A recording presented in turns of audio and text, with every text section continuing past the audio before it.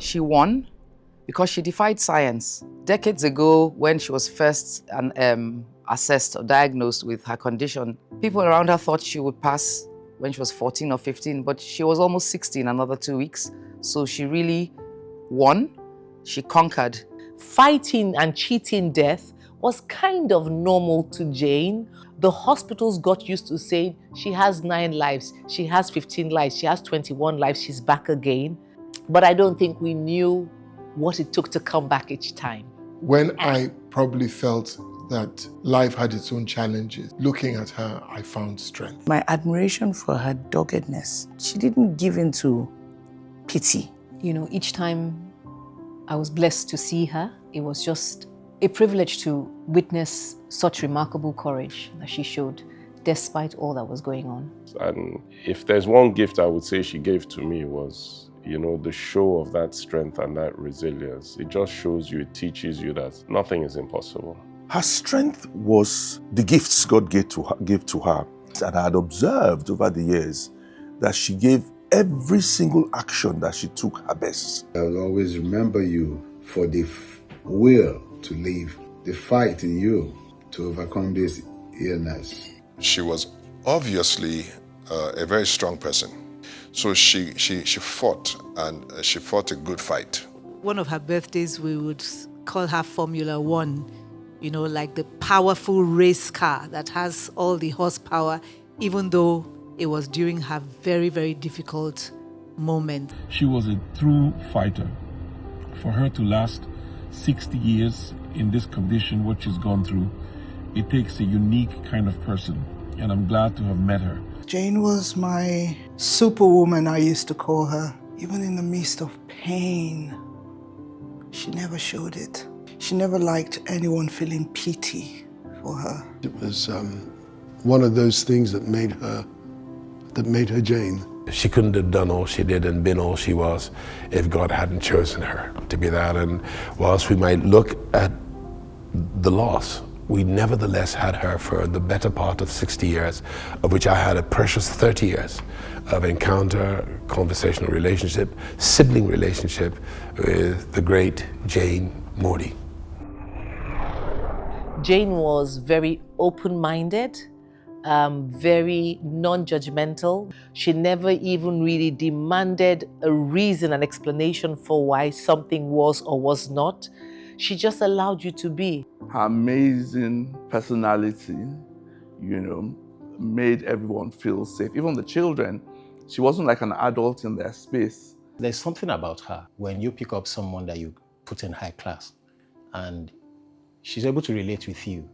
You know, she doesn't even sit in the back. She sits right there beside you and you have a conversation. You hold the conversation right from the beginning to the end. So you don't even feel like as if you're a driver, you feel like you're a friend. I remember particularly my last visit with her, we went to the Christmas market and we had so much fun. Now every Christmas market will be memories of Jane. She will be dearly missed. Jane was not only my cousin, she was a dear friend. She had a very, different, unique sense of humor, right? And I always felt that humor whenever we would speak. So I'm going to miss that about her. I think to a large extent, now we realize that we took a lot for granted from Jane. And that's a compliment, because when you can take somebody for granted, it means they're dependable, they are faithful, they are there. You can count on them. Jane was someone I could rely on.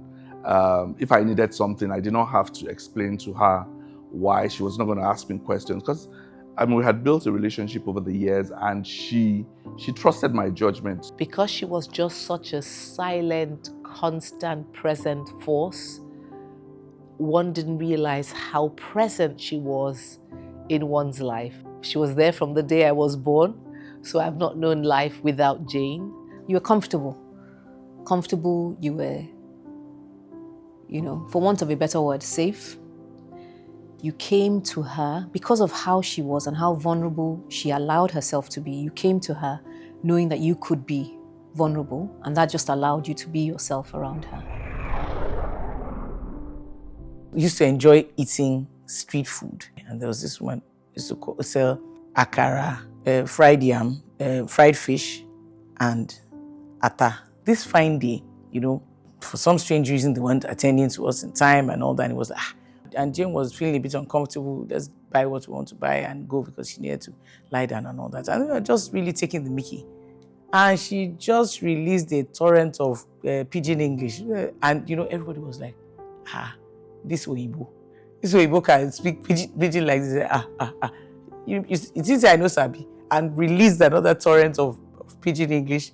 We had a particular place where we took pictures every time. When I scrolled through the chat with her, the cups of coffee that we used to go for, plans shopping till midnight, scrolling on the internet for what next Amazon product to buy. It was just the little things that became rituals, that became big things. When I went on the G to visit my then boyfriend, now husband, Michael, in Munich, I was supposed to be in London studying, and I went for the weekend, and I was at the Munich train station, and I just heard my name from nowhere, Biola, and I looked around thinking, oh gosh, I've been caught, and it was Jane. We had such a laugh.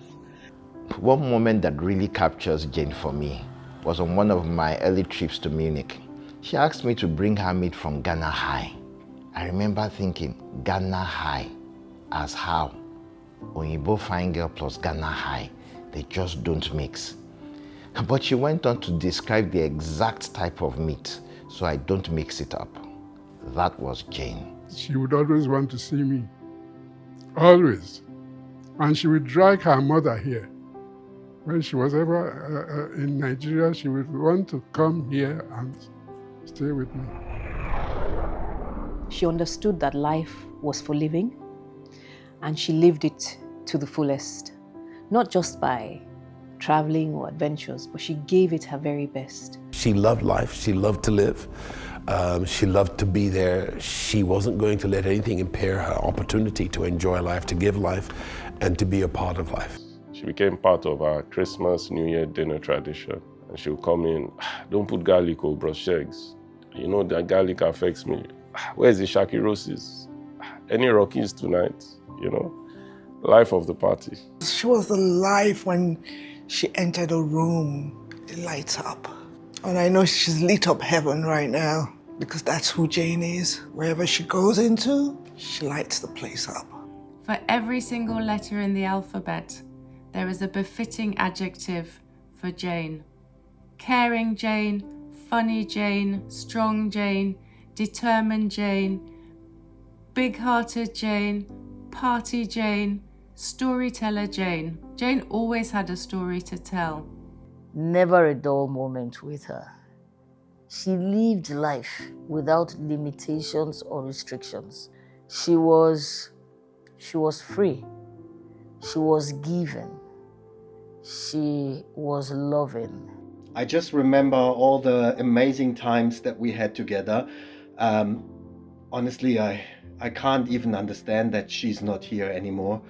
Coming to Oktoberfest and celebrating with us, and she will leave a big void in my heart.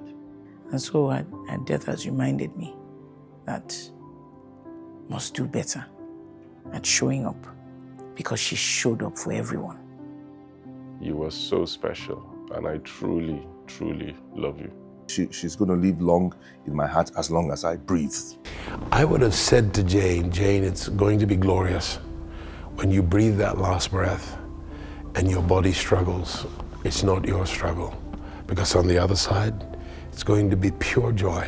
She's risen, seated in heavenly places, streets of gold, and that's my assurance, my joy.